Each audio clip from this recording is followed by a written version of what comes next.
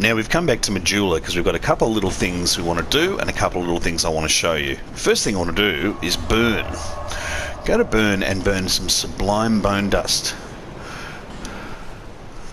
at this particular, it has to be this bonfire, and you have to burn it here. But if we burn the sublime bone dust here, we've actually got two of them, so we'll burn another one. You can see that it says some force has strengthened the Estus flask. So there are a few of these sublime bone dusts around the place, and you'll see that what it's done, if we come back out to the sunshine, is we now have Estus flask +2, which means it's particularly strong, a little bit stronger. Okay, we also picked up a whole ton of strange weapons. Let's have a look at them all. Let's put a few of them in there. So there was the Pursuer's Ultra Greatsword, there was the Arced Sword, and there was the Giant Stone Axe at least. Alright, let's have a look at a few of these. So the first thing is the Ultra Greatsword. Now the Ultra Greatswords are, as you would imagine, giant. This is a particularly nice one. Looks nice. And it's... The interesting thing about the Ultra Greatswords, of course, is that I can't even vaguely lift this thing. I have nowhere near the strength to be able to do it. But if you have a look at... I'm at 152% of my carry weight. But this is the R1. And it's a smackdown kind of thing. And this is the R2. Whoosh! Now this R2 will actually send someone flying if you do it properly. Two-handed R1. Boom. And the two-handed R2,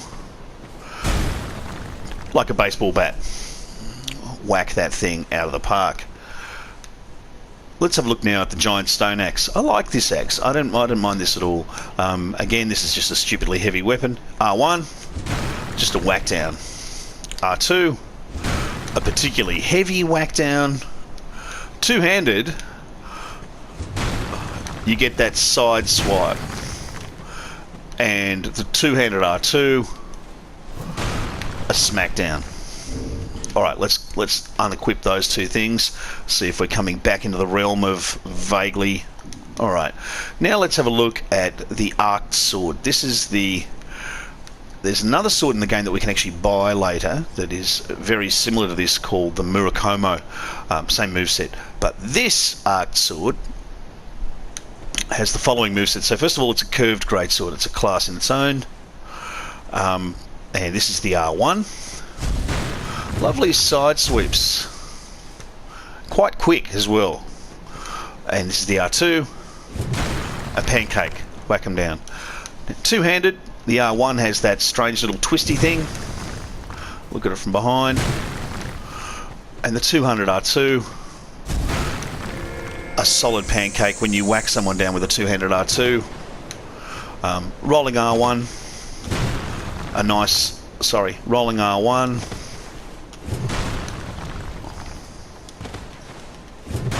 Is just the whack down. Rolling R2. Hard whack down.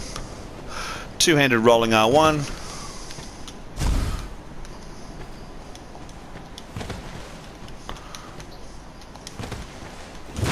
Is that swing. Okay. Now, we can also have a close look at, while we're checking stuff out, the Craftsman's Hammer, the great Machete that we picked up, and the Dragon Rider Twin Blade.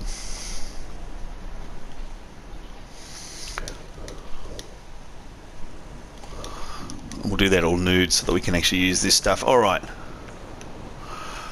We don't have the stats for any of these things, but let's have a look at the Craftsman's Hammer.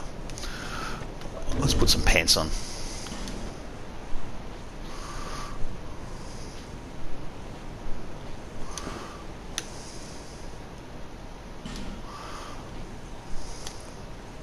Alright, got some pants.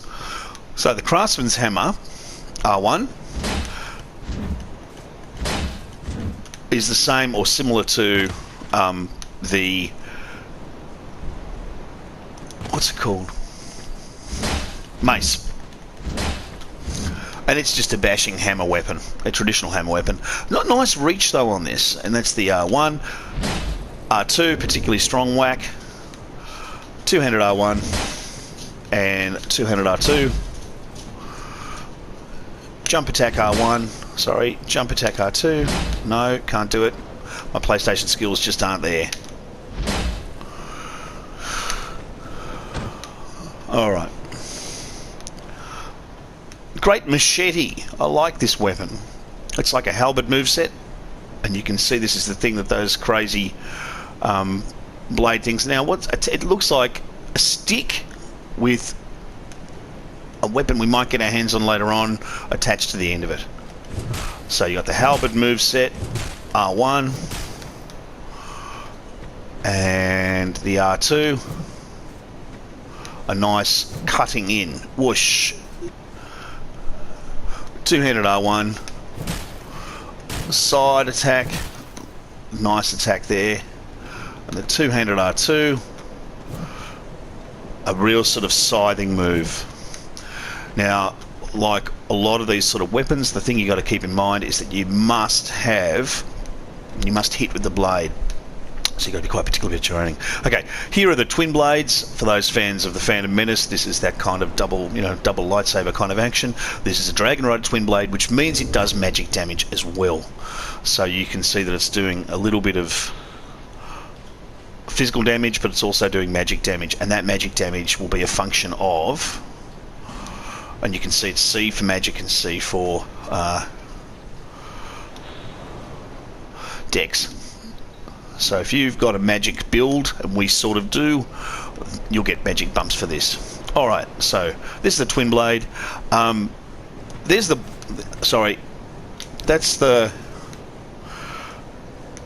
R1, so the R1, a swoosh, the R2, a swoosh, comes into its own when you got it two-handed. This is the block. Looks quite funky. A nice filigree around the place. Here's the R1. I'll just show that again from the front.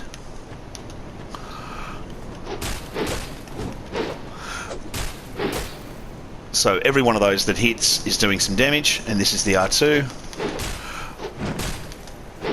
Nice. The R2 has that lovely swirl at the end. It's a very beautiful weapon to watch in motion. I find it a very difficult weapon to use because it telescopes what it's going to do, and it's easy to parry. However, if you wanted to go in for that sort of thing, that's the Dragon Rider twin blade. And I think that represents the end of our funkiness. Yep, that's all the stuff we picked up so far.